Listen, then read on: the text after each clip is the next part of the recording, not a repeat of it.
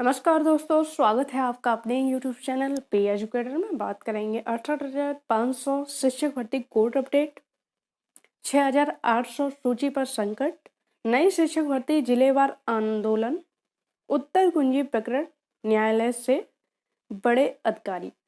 इन्हीं कुछ प्रमुख बिंदुओं पर बात करेंगे। तो बिंदुओं पर बात करने से पहले, वीडियो स्टार्ट करने से पहले, अगर आप चैनल पर पहली बार आए हो, वीडियो देख रहे हो लेकिन चैनल को अभी तक सब्सक्राइब नहीं किया, तो चैनल को सब्सक्राइब कर लीजिए, जिससे कि शिक्षक भर्ती से कोई भी अपडेट आपसे छूटे नहीं, समय आपको सारी अपडेट मिलती रहे।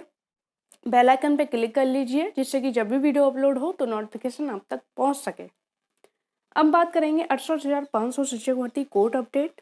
68,500 शिक्षक भर्ती एक बहुत ज़्यादा विवादित शिक्षक भर्ती है। 33 को लेके लंबे समय से न्यायालय में अभ्यर्थी अपनी लड़ाई लड़ रहे हैं। उसके बावजूद भी धरना बहुत बार दिया गया, लेकिन सरकार ने एक ना सुनी इन अभ्यर्थियों की।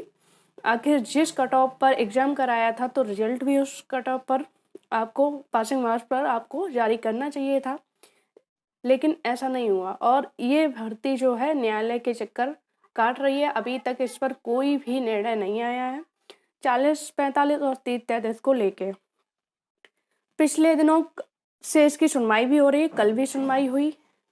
तो इसमें कल जो आरक्षण सूची जारी हुई है, उसको लेके सुनवाई की गई न्यायालय में, और अभ्यर्थियों द्वारा ऐसी चीज़ें बताई गई कि जो 68,500 के 22,000 जो सीट बची हुई हैं, वो उनमें से सीट आरक्षित वर्ग की जो 6,800 सूची है, उनको जारी कर दिया गया। मतलब उन रिक्त पदों को 69,000 में आरक्षण वर्ग को दे दिया गया। तो इस पर कल सुनवाई हुई, जिसमें 10 तारीख को न्यायालय ने सभी शिक्षा विभाग के जितने भी अधिकारी हैं उनको उपस्थित होना है, और जितना भी डेटा है पूरा इससे डिटेल ले जानी है, और शिक्षा विभाग के सभी अधिकारियों को उपस्थित होना अनिवार्य है। मतलब न्यायालय ने इस चीज़ को बहुत ही गंभीरता से संज्ञान में लिया, और लेना भी चाहिए, क्योंकि 22,000 सीटों पर पहले भी कोर्ट में ये चीज़ सरकार द्वारा भी कही गई, अभ्यर्थियों के द्वारा भी, कि 22,000 जो सीटें हैं वो 68,500 की हैं। तो जो सीटें जिस भर्ती की हैं उन्हें ही मिलनी चाहिए। तो इस पर लेकिन अभी तक ये क्लियर नहीं हुआ है कि ये 22,000 में से दी गई हैं, या जो रिक्त पद, क्योंकि जो रिटायरमेंट होते हैं हर साल, हज़ारों की संख्या में रिटायरमेंट होते हैं, तो सरकार के लिए कोई बड़ी बात नहीं है। रिक्त पद हैं, उनको आरक्षण मामले को सॉल्व कर सकती है उसमें। लेकिन जो चीज़ें होंगी 10 तारीख को सरकार अपना पक्ष रखेगी, तो 10 तारीख को इसकी सुनवाई सुनिश्चित हुई है, और जितने भी शिक्षा विभाग के अधिकारी हैं वो मौजूद रहेंगे। अब बात करेंगे कि 6,800 सूची पर संकट। तो 6,800 सूची पर इस पर कोई संकट नहीं है। कोई भी इस पर वो नहीं आएगा कि 22,000 सीटें 68,000 की दी गई हैं या कहीं और से दी गई हैं। जो अधिकारी हैं उन्होंने माना है, और पिछड़ा वर्ग की आयोग की जो रिपोर्ट है उसमें माना गया है कि आरक्षित में 69,000 सहायक अध्यापक भर्ती में आरक्षण वर्ग में विसंगतियाँ हुई हैं, आरक्षण नियमावली में गड़बड़ियाँ हुई हैं, तो उनको सुधारते हुए अभ्यर्थियों को नियुक्ति दी जाए।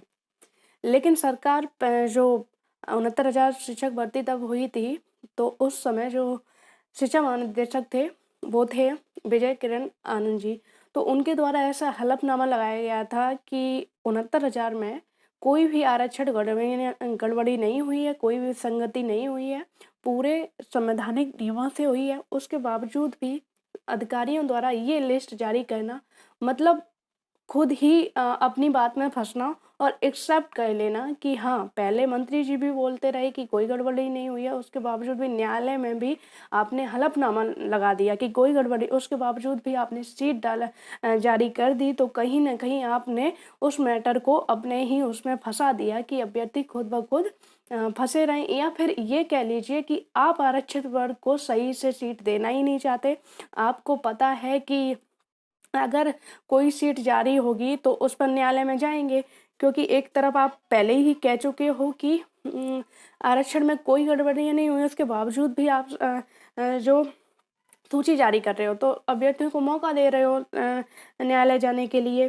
दूसरी तरफ आप मान रहे हो विसंगतियाँ हुई हैं, तो जो विसंगतियाँ हुई हैं, जिन रिज़र्व सीट पर जिन कैंडिडेट को आपने नियुक्ति दी है, उनको हटा के जो उसके योग्य हैं, रिज़र्व कैटेगरी में आते हैं, उनको देनी चाहिए। आपने उनको ना हटाते हुए एक नई सूची जारी कर दी, तो एक और नया विवाद पैदा कर दिया।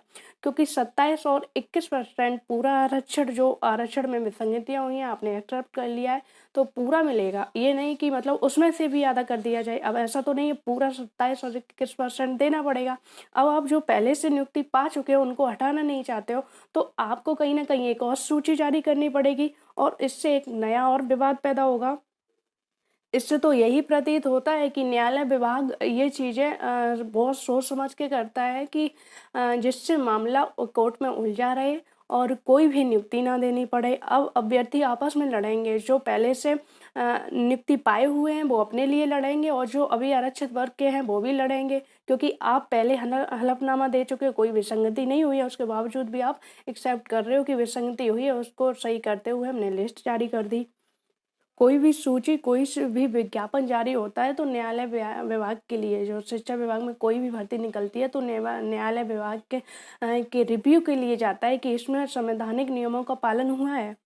3 दिन इस सूची पर गहन मंथन हुआ, सभी अधिकारियों ने देखा, उसके बावजूद भी इसमें विवाद उत्पन्न हो रहे हैं, तो कहीं न कहीं ये चीज़ शो करती है कि अधिकारी खुद चाहते हैं कि भर्तियाँ जो है न्यायालय की शरण में जाएँ, न्यायालय की सबसे पहले अपना मुँह जो दिखाएँ जाके, कोई भी भर्ती वो न्यायालय में दिखाई जाके, उसके बाद जो है अभ्यर्थी इन पर नियुक्ति पाएँ। तो इस मैटर से आरक्षण सूची पर तो कोई इफ़ेक्ट नहीं पड़ेगा। आपको जितना रिज़र्व कैटेगरी है, जितना संवैधानिक में जो है नियम है उसके अनुसार आपको मिलेगा। भले ही देर हो जाए, देर हो सकती है, क्योंकि अगर कोई मामला एक बार फँस जाए तो काफ़ी टाइम लग सकता है और चीज़ें क्रिटिकल हैं तो फँस सकती हैं। लेकिन ये चीज़ है कि आपको नियुक्ति 100% मिलेगी, ये चीज़ है। अब बात करेंगे नई शिक्षक भर्ती जिलेवार आंदोलन। तो 2 दिन पहले शिक्षा मंत्री जी द्वारा ऐसा बयान दिया गया कि हम नई शिक्षक भर्ती 17,000 पद पर कर रहे हैं और आचार संहिता से पहले इसका विज्ञापन भी जारी हो जाएगा। लेकिन आचार संहिता लग चुकी है। आज जो इलेक्शन का अनाउंसमेंट कर दिया गया है, पूरी रूपरेखा बता दी गई है, लेकिन अभी तक इसका जो है नई शिक्षक भर्ती को लेके कोई भी अनाउंसमेंट नहीं किया गया, कोई भी विज्ञापन जारी नहीं किया गया। जहाँ तक मुझे जानकारी है, आचार संहिता से लगने से पहले अगर किसी भर्ती का विज्ञापन जारी हो जाता है तो उस पर आचार संहिता का कोई भी इफेक्ट नहीं पड़ता है, सरकार परमिशन लेके भर्ती करवा सकती है। लेकिन आचार संहिता लग गई, उसके बाद कोई भी भर्ती का विज्ञापन जारी नहीं हो सकता है। तो अब तो मुश्किल है कि अब कोई नई भर्ती का विज्ञापन जारी हो। 6 जनवरी 2019 को 69,000 शिक्षक भर्ती की परीक्षा हुई थी। उसके बाद लगभग 3 साल हो चुके हैं, 6 जनवरी को 3 साल हो गए हैं। तब से कोई भी शिक्षक भर्ती नहीं आई है। लाखों की संख्या में टेट, सीटेट क्वालीफाई कैंडिडेट हैं। वो इंतज़ार में हैं कि कोई नई शिक्षक भर्ती आए। जब भी मंत्रियों और सांसद विधायक को ज्ञापन दिया जाता है, उनका एक ही है, 69,000 हुई, 1,37,000 को भरा। अरे 1,37,000 को भरा तो वो तो शिक्षा मित्र के हटाए हुए पद थे। आपने कोई नए सृजित पद तो दिए नहीं। और हर वर्ष जो है 10 से 15,000 लगभग रिटायरमेंट होते हैं, वो भी रिक्त आपके पास है। उसके बावजूद भी आपने 70,000 का अनाउंसमेंट किया, जबकि हलफनामा आपने लगाया कि 51,000 हमारे पास पद हैं और जितने भी रिक्त पद होंगे हम उनको जोड़ के नई भर्ती करेंगे। तो आप जो मंत्री जी हैं, शिक्षा मंत्री जी हैं, उनकी झूठ बोलने की आदत जो है बहुत बुरी पड़ गई है। मंत्री जी को लगता है कि जो उनको सुन रहे हैं, जो उनके पास आते हैं, वो सारे के सारे बेवकूफ़ हैं, इन्हें किसी भी चीज़ की जानकारी नहीं है। जैसा हम बोलेंगे वैसा ये लोग मानेंगे। कल लाखों की संख्या में जिलेवार आंदोलन किया गया कि हमें 97,000 शिक्षक भर्ती चाहिए, 17,000 नहीं। जो मंत्री जी द्वारा जो रैली की जा रही थी, सीटें खाली जाती थी, वो इसलिए जाती थी क्योंकि बेरोज़गार जो है वो आपके मुख्यालय पर हैं और आप लोग रैलियों में हैं। तो आप लोगों को चाहिए कि इन बेरोज़गारों की जो सुननी चाहिए थी, वो ना सुन के आप लोग अपनी रैलियों में मस्त थे। आपको संपर्क यात्रा की ज़रूरत नहीं थी, आपको ज़रूरत थी बेरोज़गार संपर्क यात्रा की, उनकी समस्याओं को सुनने की।